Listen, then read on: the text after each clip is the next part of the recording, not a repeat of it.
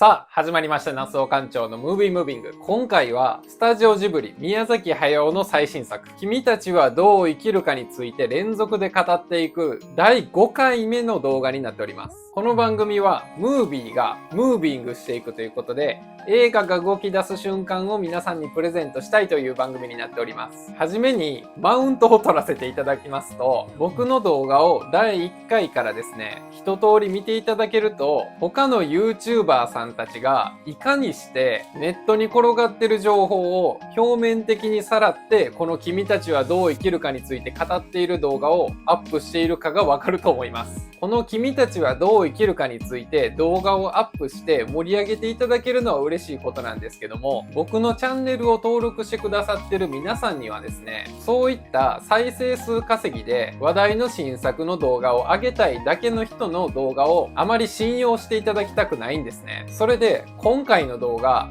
もう内容がですね、ものすごくてんこ盛りになってしまいましてですね、長いんですけど、この動画を見てくださってる皆さんには、この君たちはどう生きるかに対しての予習をですね、もうバッチリしていただけることをですね、初めにお約束させていただいて、この長い内容を始めていきたいと思います。では本編に行きたいと思うんですけども、今回の内容予想は物語自体を予想するのではなく、宮崎駿が何をしようとしているかというところでお話をしていきたいと思うんですね。今回のこの君たちはどう生きるか、あらすじはもちろんのこと、登場するキャラクターも公開されていなければ、音楽も公開されていないということで、ほとんど情報が伏せられているわけですね。なので、物語自体を明確に予想するということは不可能であるということを初めに言っておきたいと思います。僕の予想では、宮崎駿研究家としてですね、宮崎駿が今回の映画で何をしようとしているのかというところに焦点を絞ってお話ししていきたいという、そういうことなんですね。今回の内容は、第1回の僕の動画、最新情報のまとめ、第2回、ポスターの鳥の正体とその物語への影響、第3回、追加の最新情報、そして第4回、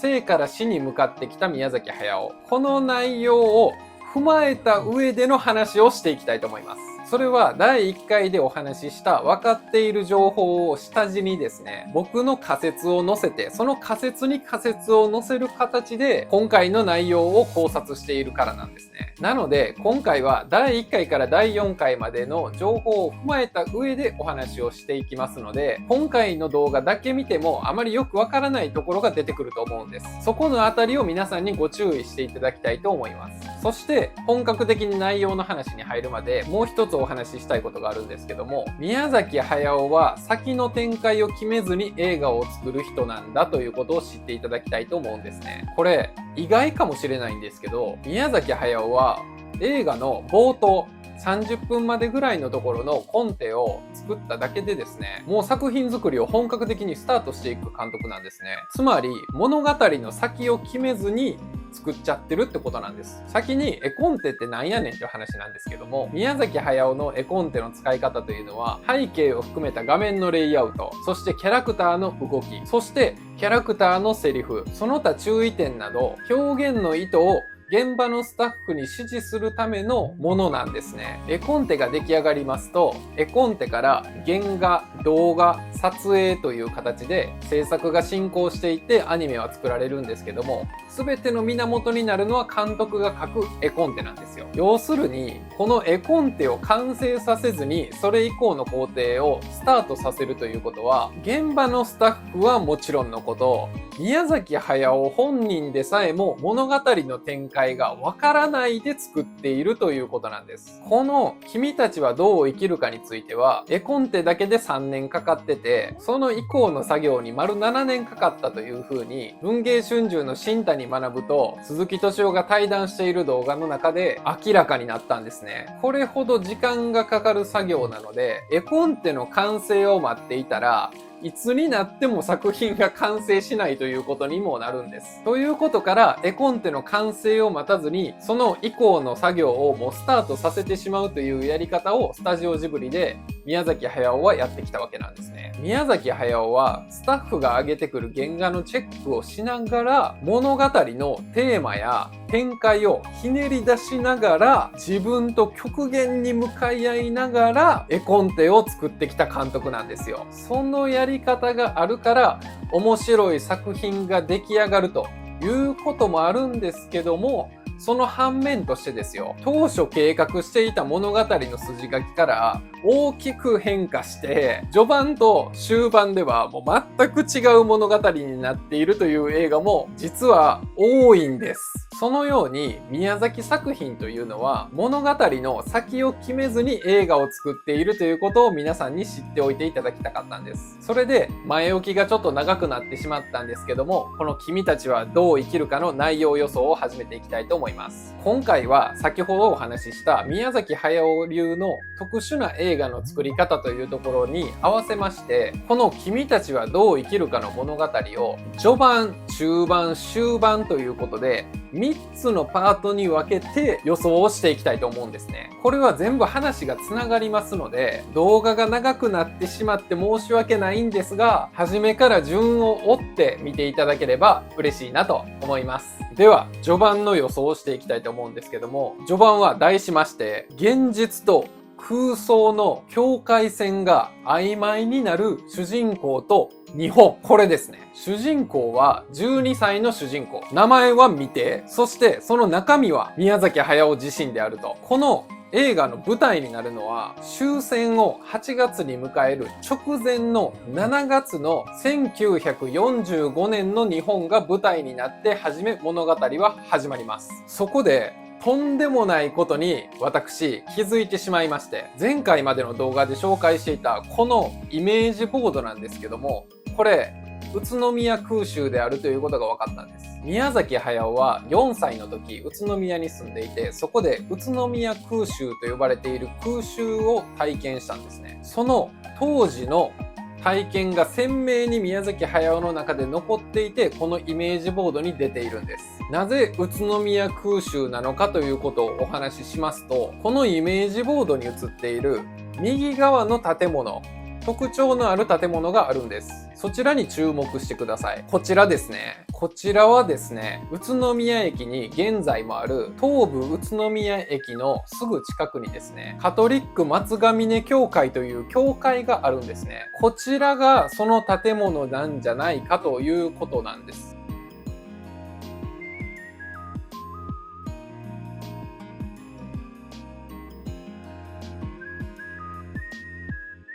そしてですよ、この特徴のある建物の右側にある木があるんですね。この木はやけに大きな木なんですけども、これもそのカトリック松ヶ峰教会のすぐ近くにある大イチョウと言われている、現地の人では有名なんですけども、宇都宮空襲があった際に焼け残って生き残りですね、その生命力から復活したという大きなイチョウの木が立ってるんですよ。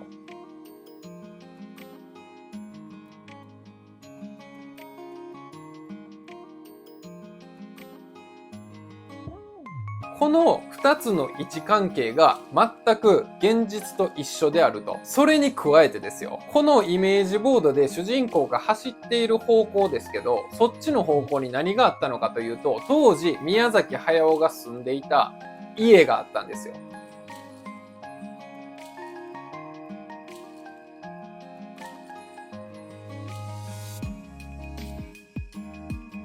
宮崎駿は4歳の時に宇都宮空襲に襲われて、その範囲の中に住んでいる家があったんですね。その住んでいる家からですね、トラックに乗って逃げたんですよ。その宮崎駿が見ていたその空襲の方向には、当時このカトリック松ヶ峰教会と大イチョウがこの位置に存在しているんですね。そのことと吉野源三郎が書いている「君たちはどう生きるか」という本がこの映画の中で登場するということは、1937年以降であることは間違いないということから、今回のこの映画は1945年の宇都宮空襲があった7月の12日から物語が始まるというのが僕の予想なんです。一つ謝っておくと、第2回の動画で富士山噴火するという風に言ったんですけど、いろいろ考え直すと宇都宮空襲だったんで、言ってることが変わってしまって、そこは申し訳ございません。以上のことから、この君たちはどう生きるかのあらすじがどういう風になっているのかというとですね、4歳の主人公、名前未定の元にですね、青く光る鳥が現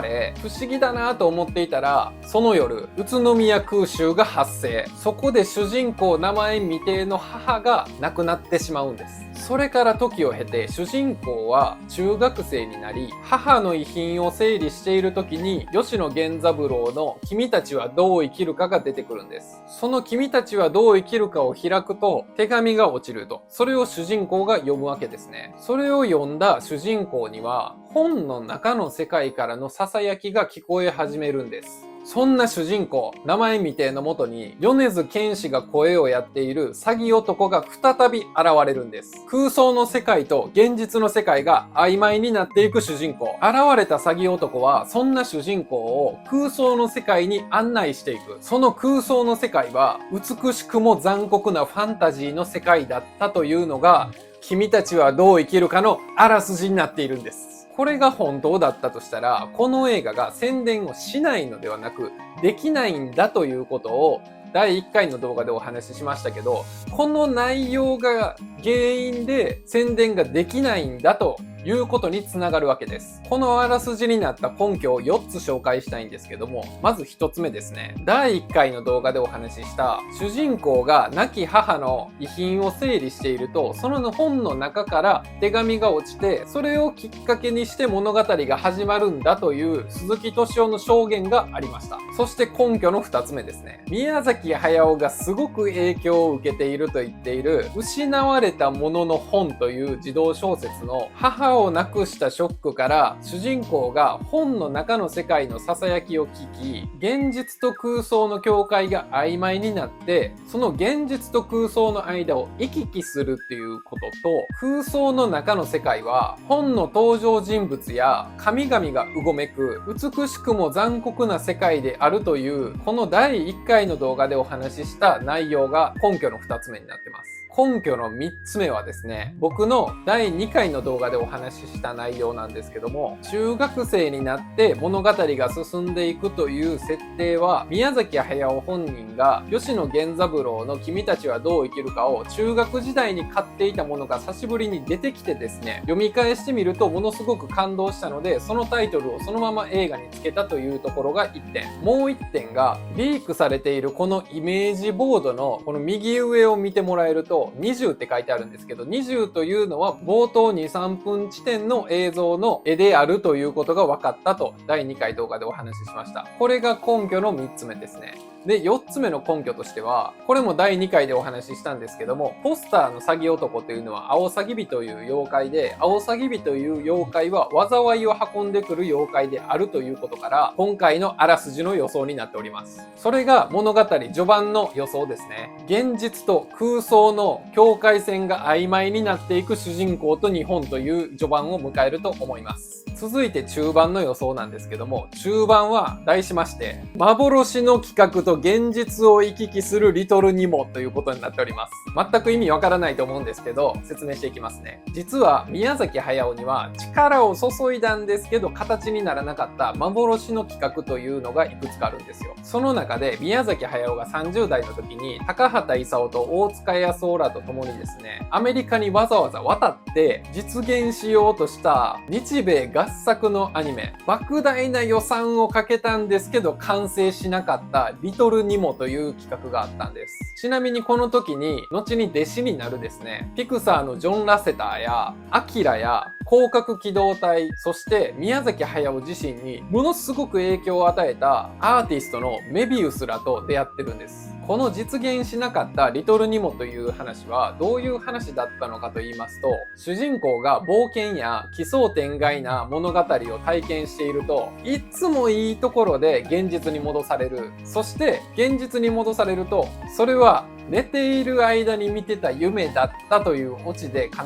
ず終わるニューヨークヘラルド紙という新聞に掲載されていたウィンザー・マッケイという人が書いていた連載の漫画だったんですね。宮崎駿本人は後に人生で一番体力が有り余っていて脂の乗ってる時期を棒に振ったと語っているんです。このリトルニモという企画ができなかったということに対してのリベンジをこの君たちはどう生きるかでやってくるんじゃないかというのが僕の中盤の予想になっています。宮崎駿はこのリトルニモの構造を利用してですね、宮崎駿が今まで手掛けてきたけど形にならなかった戦国魔女などの世界観を空想の世界として、その空想の世界と現実を主人公が行き来するという物語になると僕は予想しているんです。ここが第3回で話したアクションシーンを強化したと話しましたけども、そこに繋がってくるわけです。空想のファンタジーの世界の中を冒険する主人公という設定で、ものすごいアクションシーンが展開されると僕は予想しているのが、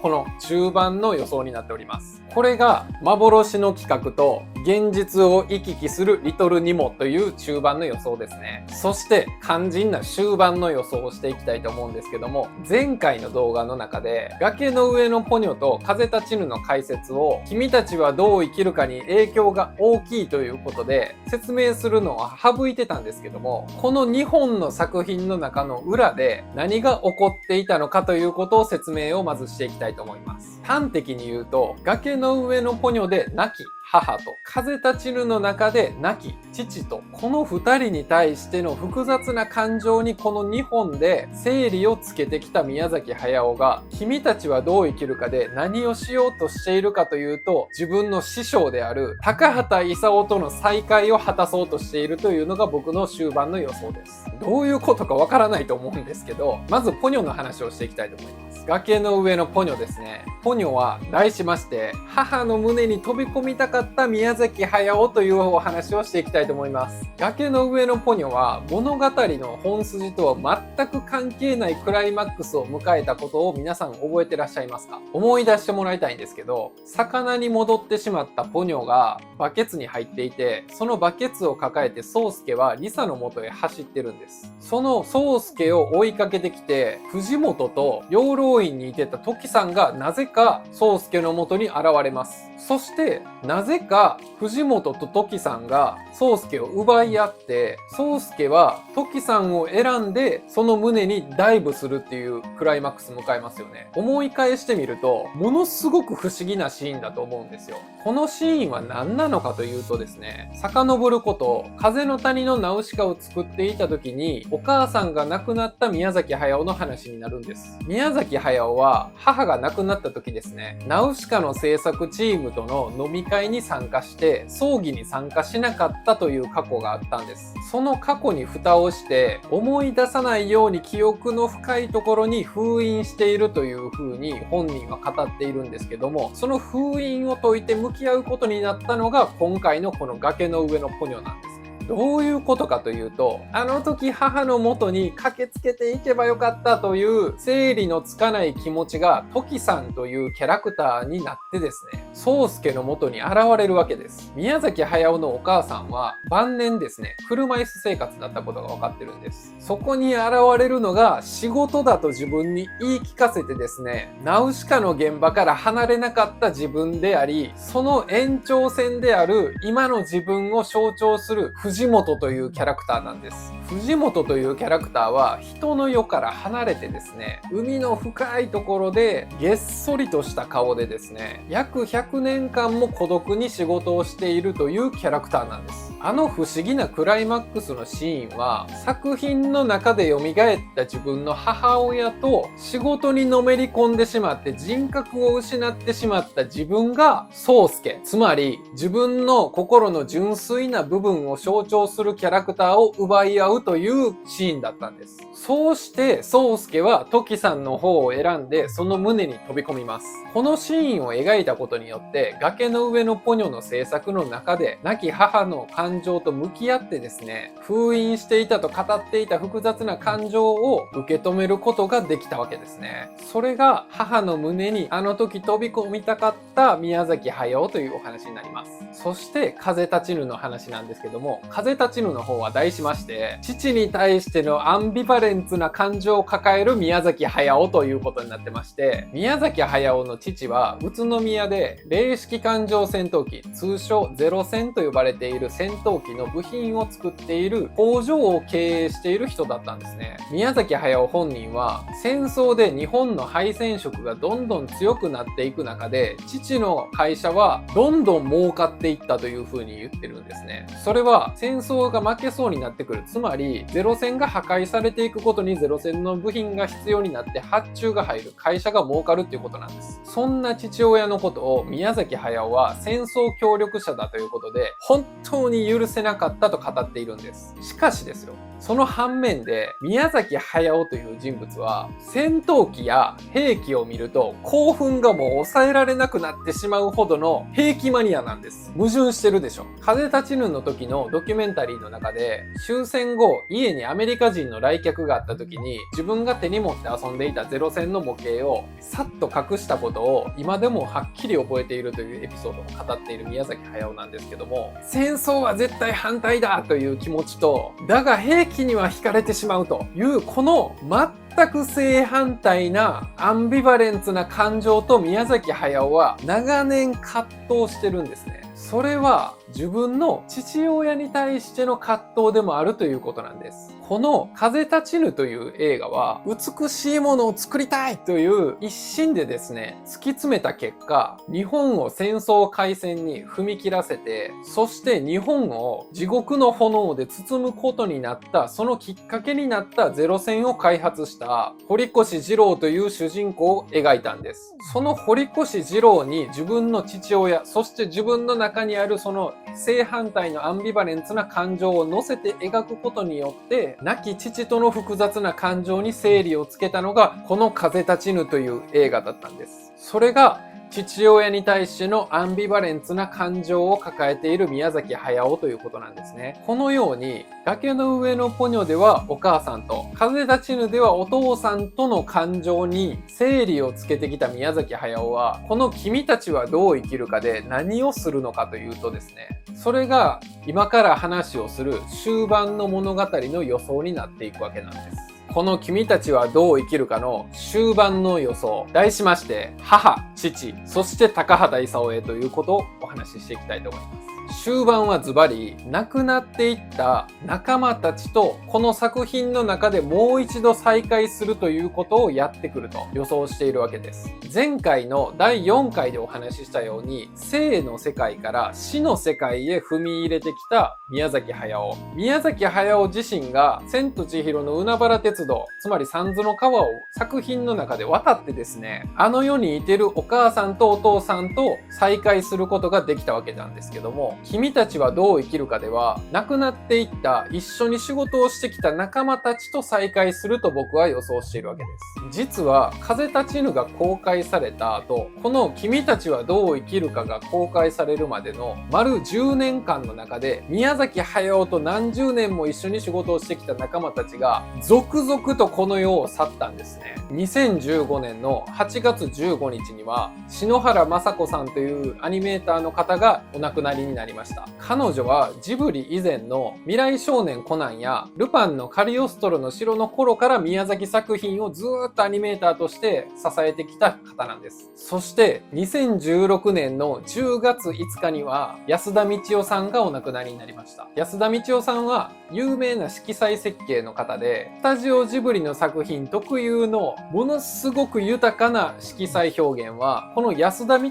夫さんの仕事なんですね。一方でジブリ内では宮崎駿、高畑勲両監督がですね、絶大な信頼を置いていて、姉御肌なそのキャラクターで制作以外の面でもジブリを支えてきた人だったんです。その方が2016年10月5日にお亡くなりになってしまったんですね。そして2018年になるとですね、4月5日に高畑勲がお亡くなりになりました。宮崎駿の師匠でもあり、親友でもあり、同時に目標でもあり、ライバルでもある。この高畑勲と宮崎駿の関係性というのは、一言の言葉では表せないぐらいの複雑な関係性で結ばれた2人なんです。高畑勲がいたことによって宮崎駿は作品を作り続けることができて、互いに影響を与え合いながら日本アニメ映画界の頂点に君臨したこの2人なんです。高畑勲はアルプスの少女ハイジからかぐや姫の物語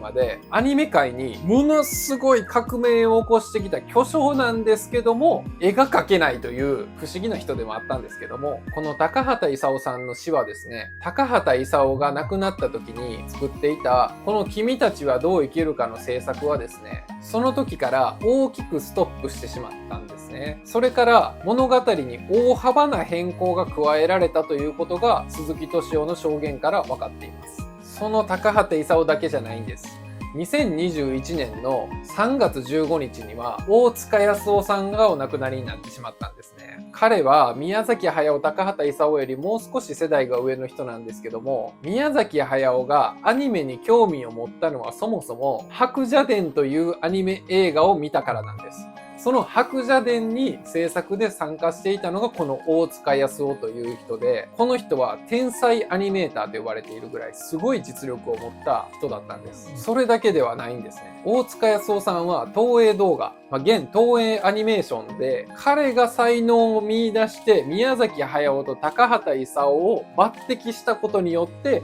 2人は出会い、そしてその後アニメ界に革命を起こしていく2人のコンビになるということなんですよ。そして彼は中盤の予想で言いましたリトルニモの企画の時に宮崎駿と高畑勲と一緒にですね、アメリカに渡ってそこに参加していたメンバーでもあったんです。このように宮崎駿にとってもう絶大な影響を与えた人たち、何十年一緒に仕事をしてきた人たちが続々とこの世を去っていったんですね。この君たちはどう生きるかの制作中にこの方たちがお亡くなりにどんどんなっていってしまったということは、物語の先を決めずに作っていく宮崎駿のことですから、この君たちはどう生きるかに与える影響はかなり大きなものになっているということはもう間違いないんです。そして第1回の動画でお話しした主人公と詐欺男はしょっちゅう喧嘩をしていて、それを女性のキャラクターが仲良くやりなっていうことを言って仲裁をするシーンがものすごく感動的に描かれていたというジブリ汗まみれの鈴木敏夫の発言がありましたけども、その時にその女性のキャラクターが先ほど言った色彩設計の安田道夫さんがモデルであるという風に鈴木敏夫は断言しているわけです。そのように亡くなっていってしまった人たちがキャラクターになってこの君たちはどう生きるかという映画の中に登場するということはもう確実だということが分かってるんです。そしてですよ、第2回の僕の動画でお話ししたこのポスターの鳥の正体は詐欺男であるということをお話ししました。そしてこの詐欺男の見た目のモデルになっているのは妖怪のアオサギビであるというお話もしました。僕はこのポスターのアオサギビをモチーフにしたキャラクターのモデルになっているのが高畑勲であると予想しているんです。なぜかと言いますと、高畑勲という人物はものすごく偉大な人物なんですが、作品至上主義がちょっと行き過ぎてまして、スタジオジブリにとってたびたびですね、災いを運んでくる存在であるということなんですね。彼が運んできた災いの一つに柳川ショックっていうのがあるんですけど、その事件を紹介していきたいと思います。話は戻るんですけど、宮崎駿が風の谷のナウシカを完成させた後、彼はもう引退しようと思ってたんですよ。その時から毎回引退宣言をしているんですけども、どういう風に引退をするかというと、そこで宮崎駿は風の谷のナウシカの売り上げを全てですね、高畑勲がやりたがっていたこの柳川掘割物語という企画に全部ぶち込むという作戦を思いつくんです。それでお金を全部なくしてしまえば引退ができるという風に考えたわけです。それはかなりの金額だったんですけど、高畑勲はあっという間に制作費を全部使い果たしてしまいましてですね、宮崎駿に制作費の調達をお願いしますと一言言ったんですね。困った宮崎駿はですね、なんと自宅を銀行の担保に入れてまでお金を借りて高畑勲に渡したんです。しかしですよ、それもすぐに使い果たしてしまってですね、またね、制作費の調達をお願いします2回同じことを言い出したんですよ。それを受けてですね、ついに宮崎駿は何ももうお金を用意する手段がないので、映画を当ててその売り上げをそこにまた突っ込まないといけないということになって、いろんな大人の事情があって天空の城ラピュタという2作目を作るということになってしまったんですね。その後無事に柳川掘割物語は完成したんですけども、全く売れなかったんですよ。なんですが、高畑勲さんっていう人はそれを1ミリも悪いと思わないんです。それが高畑勲という人間なんですね。面白いでしょ。そのように宮崎駿にとっては高畑勲というのはなくてはならない存在なんですけど、同時に災いを運んでくるということから、アオサギ火という妖怪のイメージと高畑勲のイメージがぴったりはまるんです。ではこのポスターをもう一度見てもらいたいんですけど、アオサギ火という妖怪がモチーフだということをお話ししましたけど、これ何者かがアオサギ火をかぶっているわけですね。これが何なのかということなんです。これは顔が2つあるということはイコールこのキャラクターには二面性があるという表現になっているわけなんですけども、僕はこの鳥の中身を高畑勲の本心であるというふうに予想しているわけです。災いを運んでくるたびに宮崎駿と高畑勲は真正面から対立してガチ喧嘩することももうたびたびあったんですけども、高畑勲は本心では自分のことをすごく大切に思ってくれてたんではないかという宮崎駿の高畑勲に対しての思いがこの本心の部分に現れてくるのではないかと思うんですね。というのも先ほどお話しした鈴木敏夫の発言で、主人公と詐欺男はたびたび喧嘩をしているんですけども、そこに女性のキャラクターが仲裁に入ると。そしてそのシーンはすごく感動的に描かれていたという表現をしていましたけども、まさにたびたび喧嘩をしている主人公イコール宮崎駿と詐欺男高畑勲が女性のキャラクター安田道夫さんに仲裁されるというかつてのスタジオジブリ内にあったのに今のスタジオジブリにはない光景、それを再現しているのではないかと思うんですね。以上のことから君たちはどう生きるかの終盤の展開は、主人公つまり宮崎駿が空想と現実の世界を行き来しながら、その空想の世界つまり死後の世界の中で亡くなっていった高畑勲や篠原雅子さんや安田道夫さんや大塚康夫さんと再会するという、もうファンにとっては涙なしには見れない展開になるのではないかというのが僕の予想なんです。その根拠の一つは、この君たちはどう生きるかの試作映像が完成した時に、スタジオ内で試作動画のチェックをするラッシュチェックというのがあるんですね。その時に制作部のスタッフは涙でスクリーンが見えなかったと話していたと、スタジオジブリの公式ツイッターが投稿していたんです。それは今までスタジオ内で働いていて、もう日常的に見ていて目の前で見ていた光景がなんとこの君たちはどう生きるかの映画の中で再現されていたから、みんな涙なしにはスクリーンを見ることができなかったんじゃないかと思うんですね。皆さんも考えてみてほしいんですけど、何十年一緒に仕事をしてきた仲間たちがどんどん先に旅立っていってしまって、一人残された宮崎駿はその孤独な環境の中ですっかり変わってしまったスタジオジブリの中で年老いてわずかな時間しか一日で働くことができない硬くなっていく体をですね、酷使してですよ、作っているのが今までの一緒に仕事を何十年もしてきた仲間たちの再会だったとしたら、それはその下で働いていた現場の制作部のスタッフたちはもう涙なしには確かに見れない内容だと思うんですよ。というのがこの君たちはどう生きるかという映画の序盤、中盤、終盤と分けて解説してきましたけども、終盤の母、父、そして高畑勲たちとの再会という予想なんですね。終わりになんですけども、大変この動画長くなってしまったんですけども、今までお話ししてきたのはですね、君たちはどう生きるかの僕個人の勝手な仮説に過ぎずですね、7月14日の公開を迎えて劇場に足を運んでみないと全くわからないということなんですね。そしてですね、宮崎駿という人物はナウシカの頃から全く僕たちに想像のできないような新しい表現で毎回見たこともない映画を僕たちに見せてくれ続けた監督なんです。僕は今回宮崎駿がこの君たちはどう生きるかという映画の中で何をしようとしているのかというところに焦点を絞って序盤、中盤、終盤と3つに分けて予想してきたわけなんですけども、その要素をまとめてくる肝心のストーリー自体については僕自身も全く想像がつかないんです。そんな君たちはどう生きるか、とんでもない作品になることは間違いないですし、劇場で確認して何度も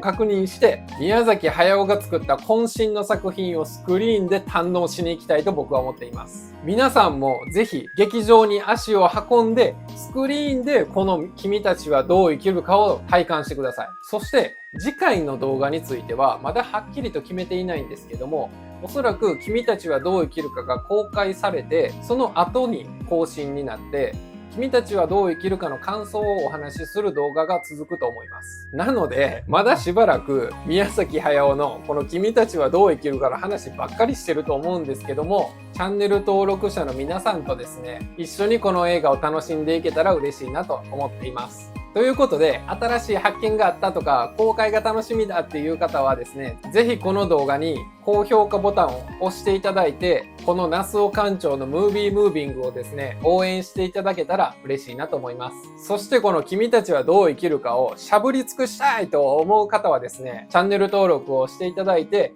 公開後に僕が上げていく感想の動画もぜひ楽しんでいただけたらと思います。それではね、ちょっと動画が今回長くなってしまって申し訳ないんですけども、初めから最後までそれでも見てくださってる皆さん、本当にありがとうございます。今後ともよろしくお願いいたします。ということで、皆さんご来場いただきありがとうございました。